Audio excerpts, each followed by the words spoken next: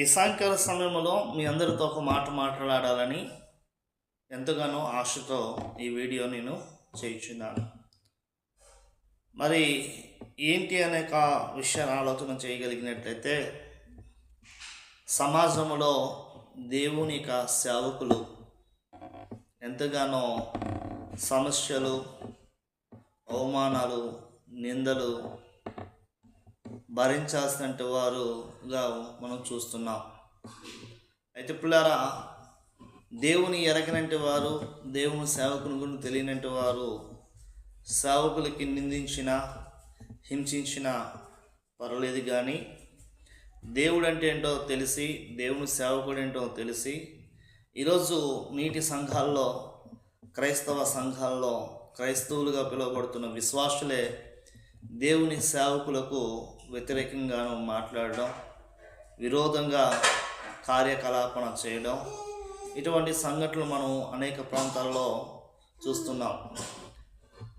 మరి వీటన్నిటిని విని, వీటన్నిటిని చూసి నా హృదయం ఎంతగానో నొచ్చుకొని వీరి కొరకు అనేక పర్యాయములు నేను ప్రార్థించడం కూడా చేసినాను.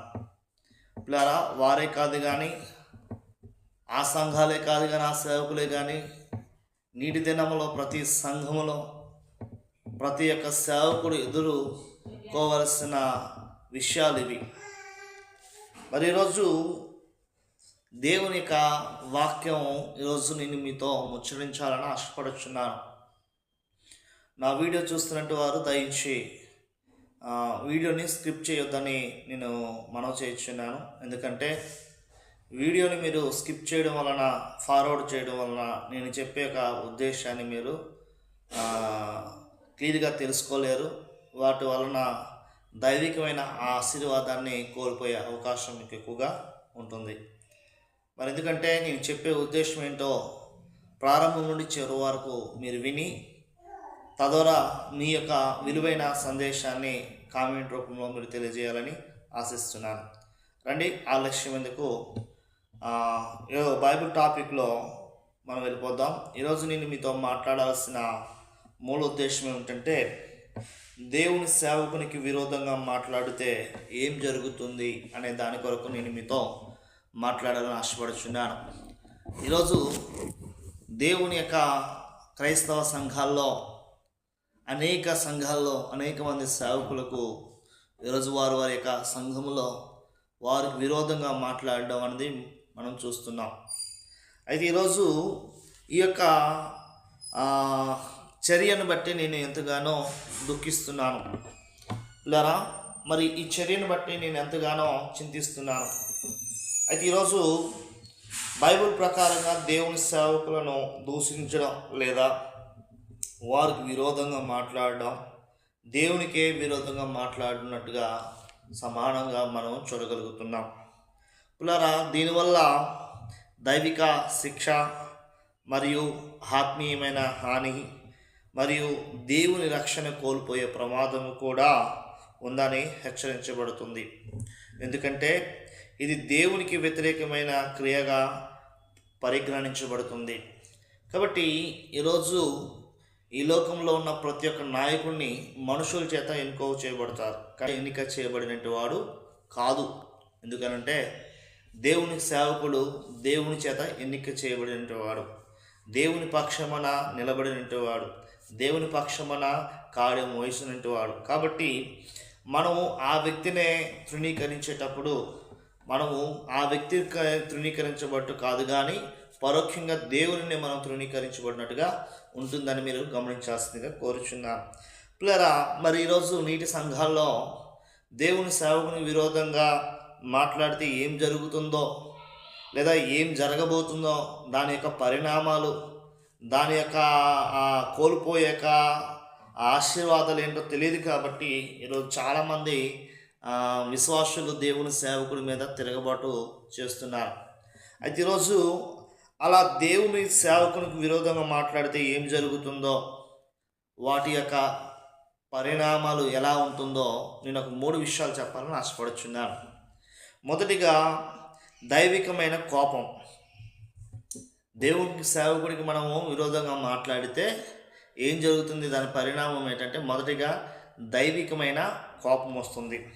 దేవుడు తన సేవకులను కంటిపాపలా కాపాడుకుంటాడు. వారికి విరోధంగా మాట్లాడితే దేవుడు కోపాన్ని మనం ఏమవుతామంటే దేవుని కోపానికి పాత్రలు అవుతాం. దేవుని సేవకుని ఎవరు కాపాడుకుంటారంటే దేవుడే కాపాడుకుంటాడు.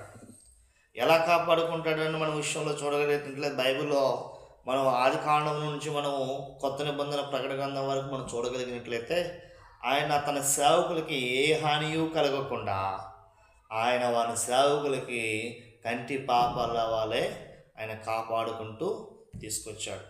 మొదటిగా మనం చూసుకోగలిగినట్లయితే దేవుని సేవకునికి విరోధంగా మాట్లాడడం వలన ఏం జరుగుతుంది అని ఆలోచన చేస్తే దైవికమైన కోపము మన పట్ల వస్తుంది.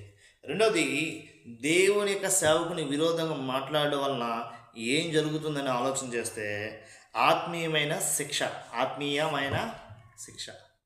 ఆ ఆత్మీయమైన శిక్ష ఎలా ఉంటుందనంటే సేవకులను అవమానించడం, దేవుని సేవని తృణీకరించడం, ఇది దేవుని నుండి దూరమయ్యే లక్షణం. ఎందుకంటే ఎవరైతే దేవుని సేవకులను అవమానిస్తారో, దేవుని సేవకును తృణీకరిస్తారో వాడు ఆటోమేటిక్గా దేవుని దూరం అయ్యేలా చేస్తుంది. కాబట్టి రెండవ విషయం చూసుకున్నాం. మొదటిగా దైవికమైన కోపం, రెండవదిగా ఆత్మీయమైన శిక్ష, మూడవదిగా దేవుని యొక్క సేవకునికి విరోధంగా మాట్లాడడం వలన కలిగే మూడవ పరిణామం ఏంటంటే సహాయం అందకపోవడం.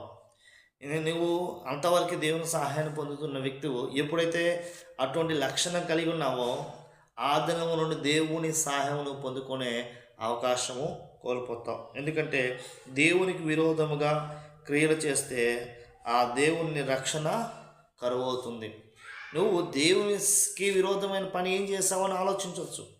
ఎప్పుడైతే దేవుని యొక్క సేవకుని విరోధంగా మాట్లాడావో, ఎప్పుడైతే దేవుని కార్యానికి విరోధంగా నువ్వు చర్య చేసుకున్నావో, ఎప్పుడైతే దేవుని యొక్క సేవకుడికి నువ్వు తిరగబడ్డావో ఆ క్షణమే దేవునికి విరోధంగా నువ్వు కార్యం చేస్తావు. అందుకే దేవుని యొక్క రక్షణ ఏమవుతుందంటే కరువైపోతుంది.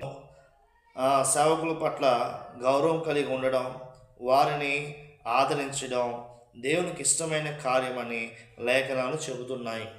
కాబట్టి దేవుని యొక్క సేవకులు మనము అగౌరవపరిచే కంటే గౌరవిద్దాం, వారిని మనం దూరపట్టడం కంటే దగ్గరగా ఆదరించుకుందాం.